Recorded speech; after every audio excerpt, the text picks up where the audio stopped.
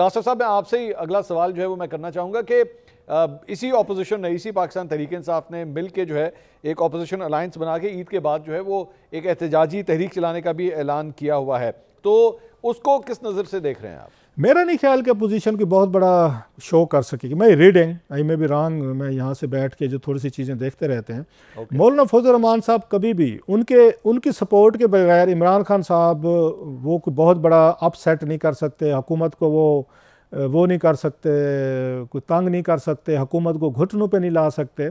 इमरान खान साहब के पास उस वक्त बड़ी सपोर्ट थी। 2014 में तहरुल कादरी साहब उनके साथ थे, उस वक्त के DGISI जो जनरल साहब थे वो उनके साथ थे। GHQ में रोज़ कहते थे खान साहब अंपायर की उंगली खड़ी हो जाएगी। जनरल रहील ने इनको बुला भी लिया था, इनको तहरुल कादरी साहब को, और इनको तहरुल कादरी साहब भी उनके साथ थे। बड़े मतलब डाई हार्ड वर्कर थे, बैटल रिंडन, मतलब वो कहते हैं ना जैसे बैटल हार्डन, वो लोग थे। उसके बावजूद वो एहतजाज से हुकूमतें नहीं बदल सके थे। इमरान खान साहब, तहरुल कादरी, DGISI या उस वक्त की जो इस्टेब्लिशमेंट थी, ये हमारे सामने है। तो अब तो खान साहब के पास देखा जाए तो ऐसा कुछ नहीं है, ना उनको ISI से सपोर्ट है, ना GHQ से सपोर्ट है, ना उनको तहरुल कादरी साहब उनके पास हैं। तो एक ही बंदा वो ढूंढने की कोशिश कर रहे हैं, वो है उनका मौलाना फजल रहमान साहब।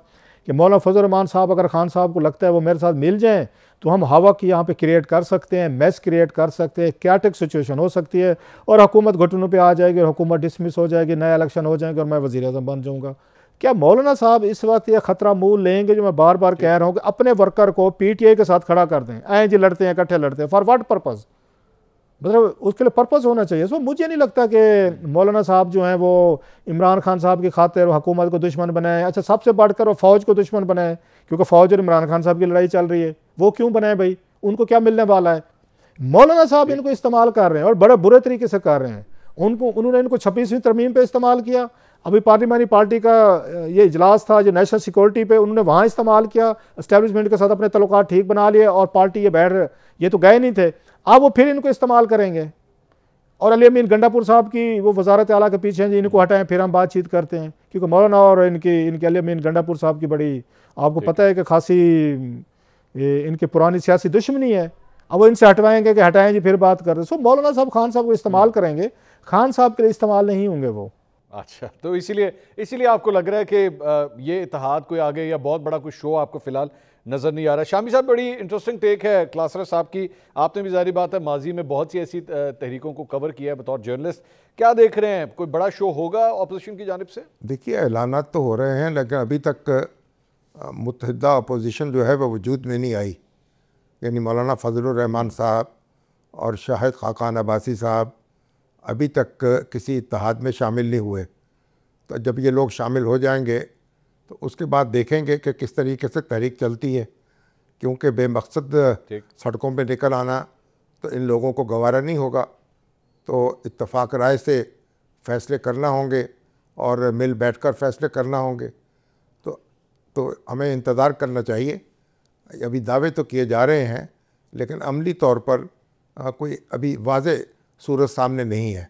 बिल्कुल आपने सही कहा, बल्कि पाकिस्तान तहरीक इंसाफ के तो अपने अंदर बहुत सी डिस्ट्रीब्यूशंस और एक दूसरे की लेग पुलिंग जो है वो भी नज़र आ रही है। मुनीफ फारूक साहब, आपकी क्या राय है सर? अब माजी के अंदर बड़ी अटैम्प्ट्स हुई हैं, PTI की जानिब से इस्लामाबाद पे चढ़ाई भी हुई, अब एक और महाज जो है वो खोलने की कोशिश हो रही है। लगता है कोई सक्सेस मिलेगी ऑपोजिशन को? देखिए, बड़ा मुश्किल काम है। मुझे नहीं लगता कि इमरान खान साहब और JUIFA के दरमियान मामलात एकदम हल हो सकते हैं। प्रॉब्लम्स उनके एग्जिस्ट करते हैं और उनका प्रॉब्लम वो माजी की तलखियों से उसका ज़्यादा ताल्लुक़ है।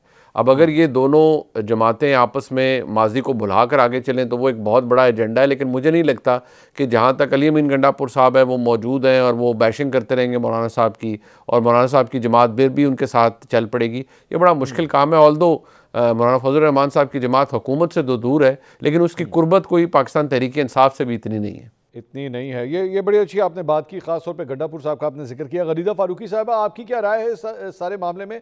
क्या ये जो दूरियां हैं दोनों जमातों में ये ख़त्म हो सकती हैं? दोनों जमातें मिल के हुकूमत के लिए कोई टफ टाइम क्रिएट कर सकती हैं?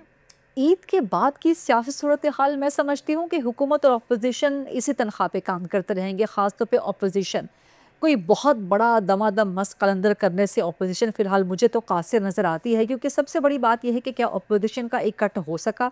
वो नहीं हो सका। उसमें सबसे बड़ा फैक्टर ये भी है कि Khyber Pakhtunkhwa similar battle ground है, सिमिलर पॉलिटिकल बैटल ग्राउंड है बिटवीन PTI एंड JUIFA। सो जब तक मौलाना फजल रहमान बाज़ाब्ता तौर पे ऑन बोर्ड नहीं होते, अपोजिशन के ग्रैंड अलायंस का हिस्सा नहीं बनते, तब तक मुझे कोई हुकूमत के ख़िलाफ़ कोई बहुत बड़ा काम होता हुआ नज़र नहीं आ रहा। और ये बहुत बड़ा, that's a very big if. मैं नहीं समझती कि मौलाना फजल रहमान किसी भी तौर पे अपोजिशन के ग्रैंड अलायंस का हिस्सा बनेंगे या पाकिस्तान तरीके इंसाफ के साथ किसी भी ग्रैंड अलायंस को ज्वाइन करेंगे। पीटीआई सोलो फ्लाइट बहुत दफ़ा कर चुकी है अपोजिशन की, 2014 से लेके 2011 से लेके मुसलसल वो सोलो फ्लाइट की आदी रही है सियासत में। सोलो फ्लाइट उनकी कभी भी कामयाब नहीं रही। और अब जबकि इमरान खान जेल में हैं, जबकि इमरान खान एक तरह से माइनस हैं सियासत में से, ख़त्मशुद हैं सियासत में से, सो उनकी एब्सेंस के साथ पाकिस्तान तरीके इंसाफ एक हेडलेस चिकन के तौर पे ऑपरेट कर रही है।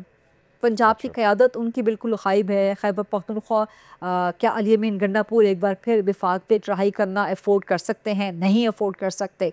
सो ऐसी कोई सूरत हाल मुझे नज़र नहीं आ रही। तो अपोजिशन इसी तनख्वाह पे जो है वो काम करती रहेगी, हुकूमत के लिए कोई ख़तरा मौजूद नहीं होगा।